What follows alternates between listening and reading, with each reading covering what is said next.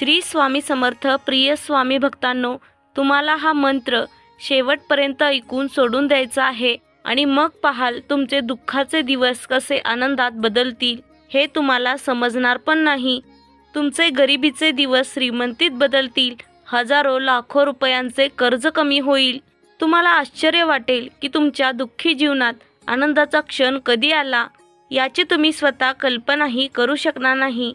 या सर्व चमत्कारांसाठी आज तुम्हाला श्री स्वामी समर्थांचा हा मंत्र ऐकायचा आहे. आज तुम्हाला हा मंत्र एकाग्रतेने ऐकावा लागेल. या मंत्रात इतकी ताकद आहे की जो कोणी भक्त हा मंत्र ऐकतो त्या व्यक्तीला अपार संपत्तीचा लाभ होईल. त्या क्षणी त्याच्या कुंडलीत अपार संपत्ती मिळण्याची शक्यता निर्माण होईल. ही संपत्ती तुम्हाला कोणत्या ना कोणत्या स्वरूपात नक्कीच मिळेल. त्यासाठी तुमचा स्वामींवरती विश्वास असायला हवा. विश्वास असेल तर होय स्वामी असे टाईप करा. जो कोणी भक्त हा मंत्र एकाग्रतेने ऐकेल त्याच्या आयुष्यात त्याला संपत्तीची कमतरता कधीच भासणार नाही. प्रिय भक्तांनो, तुम्हाला अडचणीच्या तुरुंगातून सुटण्यासाठी स्वामींचा हा मंत्र खूप लाभदायक ठरणार आहे. या मंत्रासाठी तुम्ही फक्त आज 20 मिनिटे काढा. तुमची ही 20 मिनिटे कधीच वाया जाणार नाहीत, कारण स्वामींचा केलेला नामजप कधीच वाया जात नाही. आज नाही तर उद्या त्याचे फळ नक्कीच तुम्हाला मिळते. जर तुमचा विश्वास नसेल तर तुम्ही आत्ताच हा व्हिडिओ सोडून जाऊ शकता. पण ज्यांना त्यांच्या आयुष्यात चमत्कार हवे आहेत त्यांनी हा व्हिडिओ शेवटपर्यंत ऐका, कारण आजपासून हा मंत्र ऐकल्यानंतर तुमचे नशीब कायमचे बदलणार आहे. तुम्ही हा लाभदायक मंत्र आज नक्की ऐका. तुमचे नशीब कायम तुमच्या सोबत राहील. तुम्हाला तुमच्या प्रत्येक कार्यात यश मिळेल. तुमच्या आयुष्यात नवनवीन संधी निर्माण होतील. अनेक ठिकाणाहून पैसे तुम्हाला मिळू लागतील. जर तुम्ही सरकारी नोकरीसाठी प्रयत्न करत असाल आणि तुमचे स्वप्न पूर्ण होत नसेल किंवा तुम्हाला पैशांची सारखी अडचण येत असेल, तसेच अनेक दिवसांपासून अपूर्ण राहिलेले स्वप्न या मंत्रामुळे पूर्ण होणार आहे. कारण हा मंत्र धनाचा लाभ देणारे, दुःखांचा नाश करणारे ब्रह्मांड नायक श्री स्वामी समर्थांचा आहे. आता तुमच्या जीवनात सर्व अशक्य गोष्टी शक्य होऊ लागतील. हा मंत्र नुसता ऐकल्याने स्वामींचा अपार आशीर्वाद तुमच्यावरती राहतो. तसेच जे लोक या मंत्राचा जप करतात किंवा ऐकतात त्यांच्या मनातील इच्छा उशिरा का होईना पण पूर्ण होतात. त्यांच्या जीवनात त्यांना धन, सुख आणि शांती, समाधान प्राप्त होते. त्या व्यक्तींना अपार संपत्ती मिळते. कोणतीही इच्छा अपूर्ण राहत नाही. तुम्हाला आज फक्त या मंत्राचा जप करून स्वामींना प्रसन्न करायचे आहे. कारण श्री स्वामी समर्थ महाराज आपल्या भक्तांच्या छोट्याशा हाकेनेही खूप प्रसन्न होतात आणि त्यांच्या हाकेला धावून येतात. स्वामींच्या या मंत्राने सर्व त्रास दूर होतात. म्हणून आज आपण त्यांच्या या मंत्राचा संपूर्ण श्रद्धेने हा जप करणार आहोत. तुमची स्वामींवर श्रद्धा असेल तर हा मंत्र शेवटपर्यंत नक्की ऐका. चला तर या चमत्कारिक मंत्र जपाला सुरुवात करूया.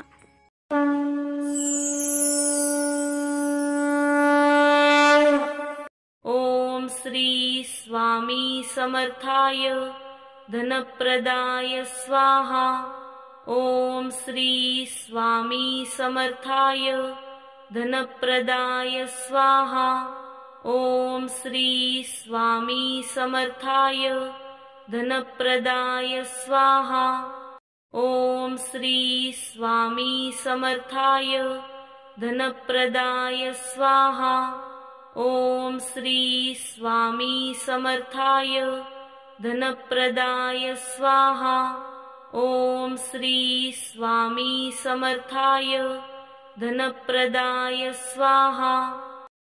ओम श्री स्वामी समर्थाय धनप्रदाय स्वाहा.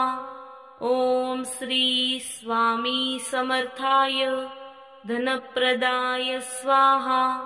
ओम श्री स्वामी समर्थाय धनप्रदाय स्वाहा. ओम श्री स्वामी समर्थाय धनप्रदाय स्वाहा. ओम श्री स्वामी समर्थाय धनप्रदाय स्वाहा. ओम श्री स्वामी समर्थाय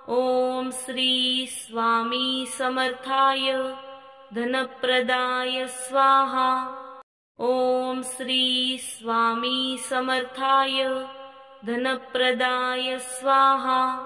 ॐ श्री स्वामी समर्थाय धनप्रदाय स्वाहा।